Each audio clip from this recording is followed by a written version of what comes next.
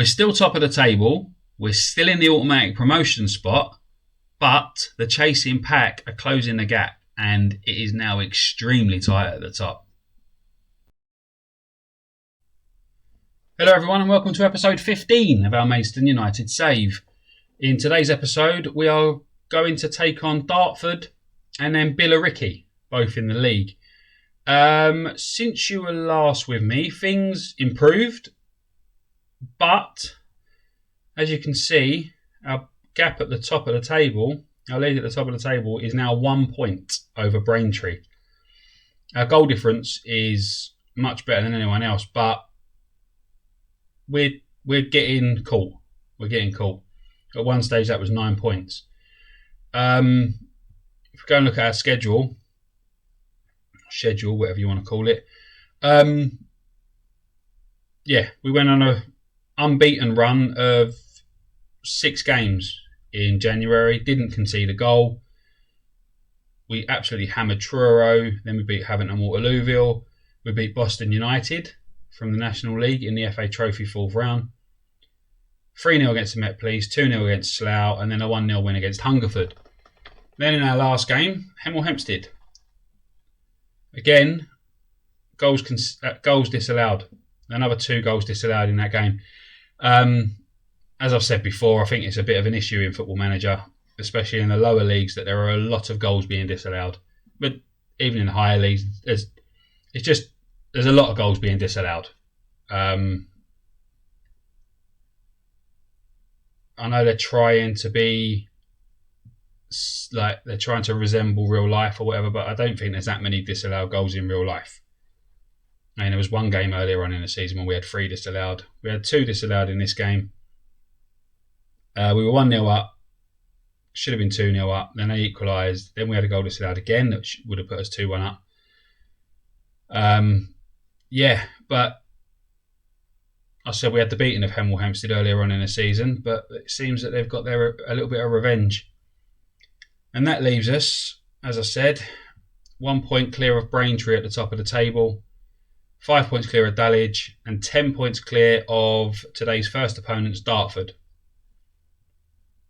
I was planning on showing you Dartford and our FA Trophy 5th round game against Stockport, but the league is the most important thing at the minute. Stockport are 12th in the National League, so if we can go up, we'll play them next season. We ain't got to worry about all that FA Trophy stuff at the minute. Obviously, if we do get through, we'll be into the quarterfinals, then I might start thinking about showing you cup games. But for today, we're concentrating on the league. And before we get into that, I've signed a new contract. I'm now under contract until 2025. We've got Jack Byrne, Luke Trotman and Michael Phillips have all signed new contracts as well. And Joe McGlynn has gone. He's gone out on loan to Falkirk.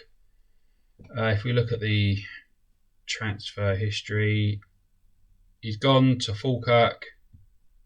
He wasn't doing very well for us. He came to me and complained about lack of game time. I've seen nothing from him really that says that he's even good enough for this level. So he's not going to be coming with us to the National League unless he shows me something considerably better than he did before while out on loan. His loan ends at the end of May, his contract's up at the end of June, and to be honest, I think he's played his last game for us. He made his debut for Falkirk as a sub and actually scored. He got a 7.4 rating, but he's not good enough for us at the minute. We've got Byrne and Odesanya who can cover as an advanced forward, so we didn't really need him. Actually, talking about players we didn't need, I've brought in a goalkeeper. We've had a goalkeeper who's kept, Brad House has kept 14 clean sheets in the league, 19 clean sheets in all competition. He's only conceded 28 goals in 37 games, just over a 7 rating overall.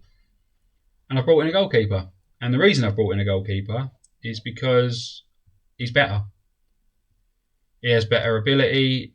now, current ability, he has better potential ability. He's considered the potential to be a good League Two goalkeeper, whereas House is only a National League goalkeeper, I think it was. He hasn't played for us yet.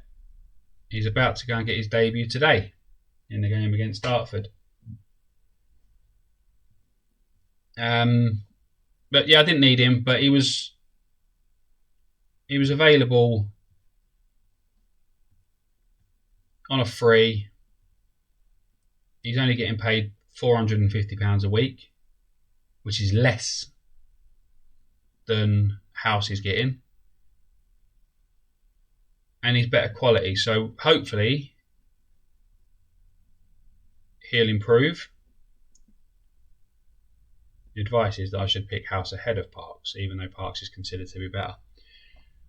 But we're giving him a debut today. And the team to take to Dartford for this top of the table clash, well, they're 10 points behind us, but you know what I mean, is Parks in goal, Binham Williams, Carragher, Zito and Trotman, Phillips, Corn, Booty, Deacon, Byrne and Barham. We've had a couple of injury problems, players struggling for fitness. Even Barham had to miss a couple of matches because of an injury. And we've got to give a squad number to Adam Parks. Go for 40, there we go. And it's very tight at the top now. So we're 1 point ahead. So every game now has the potential to see us drop off the top. And we've been at the top for so long that I want to stay there.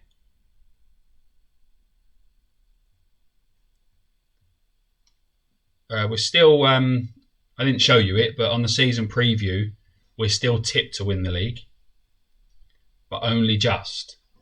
And I'm slightly put off of looking at that because they tip Braintree to finish 15th. Braintree are down in 15th. And at the minute, Braintree are 1 point behind us in second place. So if they don't win a game for the rest of the season, then they might end up down in 15th. But I don't even know if it's possible for them to finish that low. So the season preview, media prediction, whatever you want to call it, may not be able to be trusted. It's a pretty quiet start to the game. I think Dartford had a couple of chances, but nothing spectacular.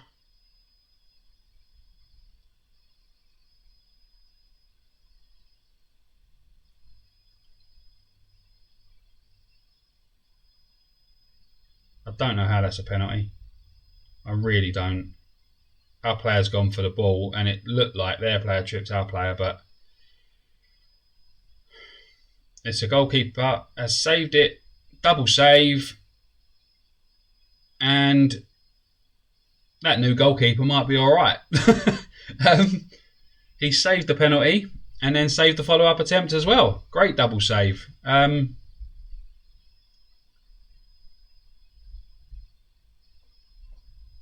I could have put him on his debut today and he ends up like conceding 5 goals and I look a right prat. But even if he does concede a couple, he saved the penalty and it was a good double save as well. But we're not really in this game. Dartford are actually all over us. Which, again, it don't bode well for promotion, does it? We're red hot favourites to win the league. Then we went clear. Now we're still slight favourites to win the league, but we're being outplayed. And our defence has just opened up there, allowed them to walk through.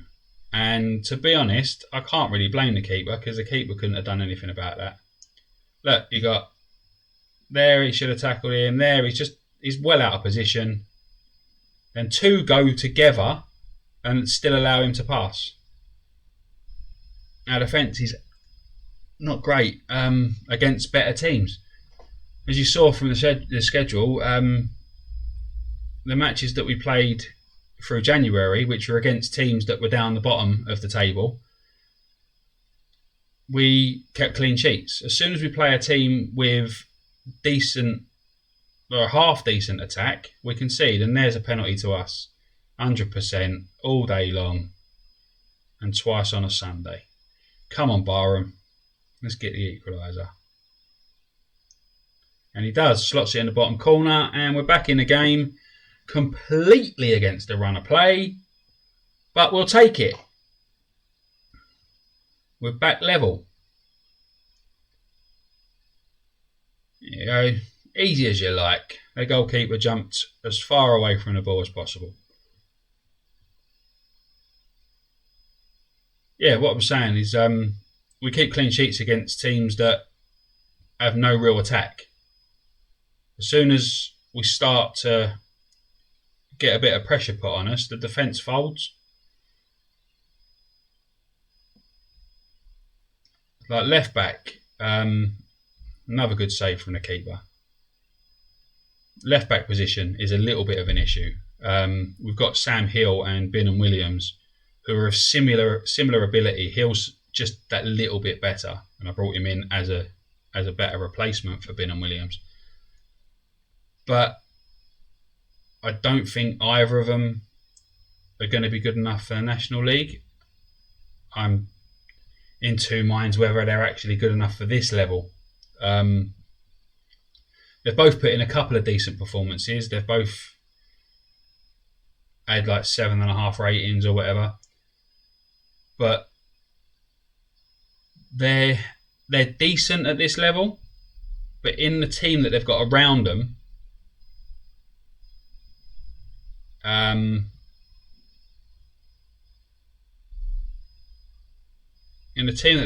they should be better, and they're not. So I did look at bringing in a left back, but I've got no money. And the ones I get recommended are players like Oguntayo that I had on loan last season, who ended up having his loan. I think he had his loan cut short. Phillips has picked up a knock here, so he's going to have to come off. He may have done it before, I didn't notice. We'll bring Bradley Green onto play as a defensive midfielder.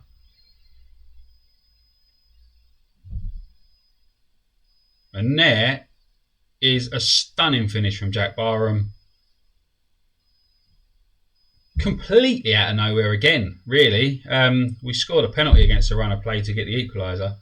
And now, there, Booty played it back. It looked like, I was a little bit worried actually that we were going to give away possession and concede, but Phillips to Barham. Barham turns, unmarked in the middle of nowhere. I don't think anyone would have thought he was going to shoot from there, but he does, and he adds his second of the game. And I think he's 38th of the season in all competition.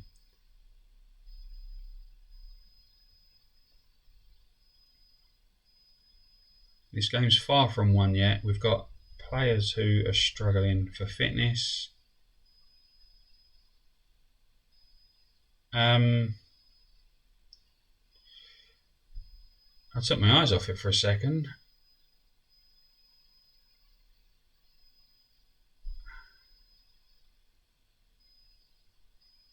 Carvalho with a stunning finish. There's the first mistake that our new goalkeeper was made. He should have saved that. The whole team's anxious. I think I might need to shout a bit of encouragement or something at him in a minute. What shall I do here? We'll take off Deacon for Luque and Carragher for Curran. We'll confirm that. We'll click play on that. We'll shout a little bit of encouragement. But yeah, that was the first mistake our goalkeeper's made, and straight away, as soon as I make a change, so we'll stick Bingham Williams, Bradley Green, back at the right back. I'm going to have to drop Booty back there.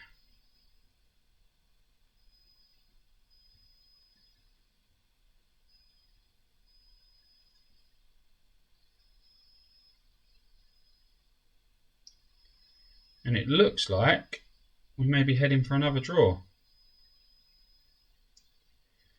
which stretches our ever-growing run of games without a win on a video. Well, let's hope we can change that in the next one. Well, I thought that draw in the last game was going to see us drop off the top of the table, but we didn't. We actually extended our lead. Braintree lost, so we're now 2 points clear at the top. The other teams have made up a little bit of ground on us. Dulwich won, and obviously Dartford got a point with us, so Dartford are still 10 points behind us. Dulwich have closed the gap a little bit, but our lead at the top of the table is 2 points. And I'm hoping that we can get our first win in about 4 episodes on video against Billericay, who are currently only 1 place and 3 points outside the relegation zone. So we're at home against a team struggling against relegation. We should, by all rights, we should win this quite comfortably. And the team that I'm hoping can do so is Parks, Bradley Green, Curran, Carragher, Hill, Lovett, Corn, Booty, Byrne, Deacon and Barham. Bradley Green comes in for the injured Trotman. Curran comes in for Zito, who is struggling with fitness and hasn't really been playing that great anyway. Hill comes back in for Bin and Williams. Lovett plays in place of the injured Michael Phillips, even though he hasn't. He's passed the fitness test, but he remains some way short of full fitness. And Jack Byrne as well is only recommended to play 75 minutes, so we'll be keeping an eye on him. But hopefully we won't suffer any more injuries in this game and we'll actually manage to get a win out of it. So if we can win this and Braintree and Dulwich fail to win their games, we'll extend the lead even more. I can't actually remember how far it is Dulwich are behind us. All I know is that Braintree are the closest team to us and we have a 2 point gap over them.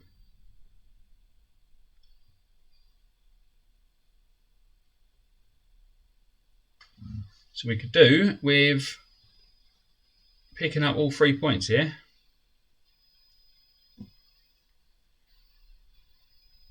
It looks like we're on top, but this is the first highlight. And it looks like it's going to be them on the attack. No, it ain't. We've regained possession.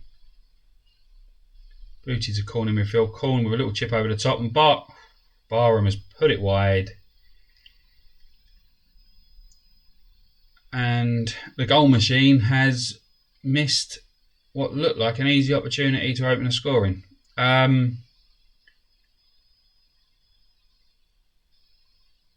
Billericay are on the attack here. No, we've again great mopping up in midfield. Midfield has done quite a good job of doing that this season. Here's Booty with a lovely little pass through to Deacon. Deacon 1-on-1 with the goalkeeper and it's been saved.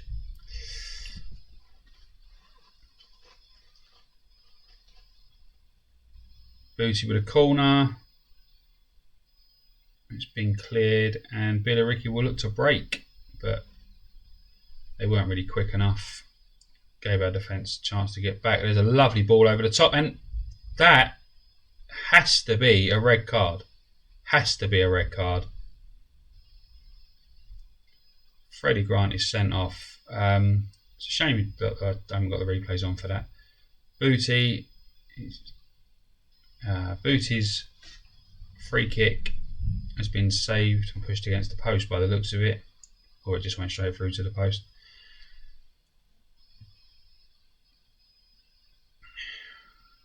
And somehow it's still 0-0.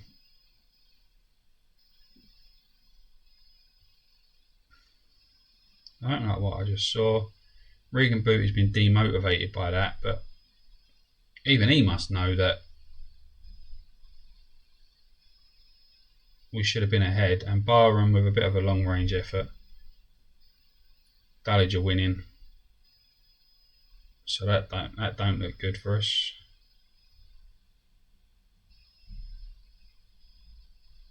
Another penalty. We had a penalty in the last game. We've been awarded one in this game as well. And Barham, can he score? Yes, he does. Goes exactly the same spot, bottom corner. The goalkeeper in this game actually got a bit closer to it than the one in the last game. But same result. And we're now 1-0 up against 10-man Billericay. We should push on. I was going to shout something, but I'm not going to. I am going to bring Carragher off for Zito. And I'm going to try and save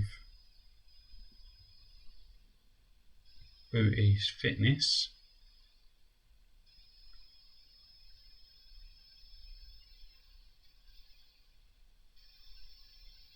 If we can add a second,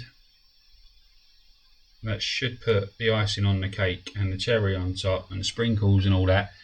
And it should be the 3 points comfortably in the bag. He's about 4.5 miles offside, so that ain't going to stand even if he did get hold of it and put it in the back of the net. Here's Love It to Booty. Booty through to Deacon. No, it ain't. It's been blocked. It's been cleared. Not well enough. Booty's still got a chance to do something with the boy. Nice little passing to Hill. Hill cuts inside. Back to Love It to Corn. Corn. Another long range effort that weren't too far away from its mark, but hasn't added to the scoring. Deacon's been fouled on the edge of the area. Deacon to Zito, and the flag's gone straight up there. No chance of that standing. We'll get a replay out of it, but look, he's standing in an offside position.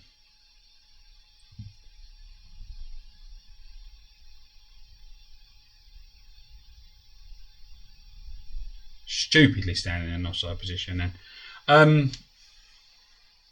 This is far too close for comfort for my liking.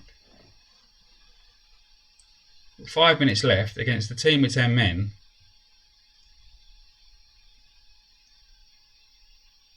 But there's a lovely little ball over the top. Barham to finish it off, and he does. He does.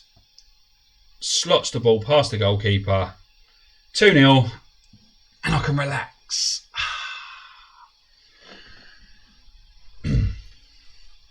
It was Coln again winning the ball in midfield. Straight over the top. Barham, lovely finish. Lovely little touch. 2-0, and that, ladies and gents, should be the 3 points in the bag. And how Sam Corn has only got a 6.8 rating in this game is beyond me, because from what I've seen, every highlight, he's the one who's won the possession back in midfield to lead to an attack. There's Deacon through to Barham. Barham for his hat-trick. No, keeper's made a decent save, but the angle was a little harsh. Would have been some finish from there.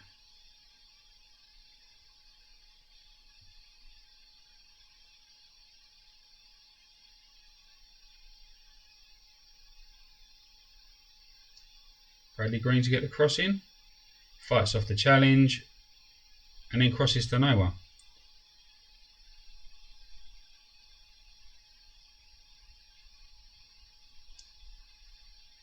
Gallagher was well out of position there. Oh, I've got him on the left. Yeah, midfield, the centre midfield left, not attacking midfield left. But when I'm talking about someone being out of position, we've just scored. 3-0, and that makes the scoreline look a lot healthier. And is actually richly deserved. Corn took a wicked deflection. But if you look at this, the stats, 3.61 XG, 27 shots on goal, 14 on target. We deserved at least a 3-0 win there. And Sam Corn in the 94th minute. And thanks to that goal, his rating went up from a 6.8 to an 8.3. I don't know. But things are looking rosy in Maidstone's garden. Braintree haven't played yet. So they've got a game in hand on us. But we've got a 5-point gap. Dulwich have been held to a 1-1 draw against Slough. So they're 5 points behind us now as well. Dartford, St Albans have all got to play again, but they're both 13 points adrift, getting towards the business end of the season now. So unless they start closing that gap soon, it's pretty much a 3-horse title race at the minute. Braintree can do themselves a favour if they can pick up a win in their game in hand. And it could be our goal difference that ends up being a difference at the end of the season. If we just look at the schedule, we do play Braintree and Dulwich Hamlet in back-to-back games pretty soon. Yeah. End of this month, beginning of the next month, Braintree and Dulwich Hamlet. So I will be back for that. I'll play the next few games off camera or in between episodes. And then those 2 games there could be the make or break of our season. If we win them, then the title is pretty much ours. Thank you very much for watching. If you enjoyed that episode, please do leave a like, subscribe, comment below, and I will see you again soon. Bye bye.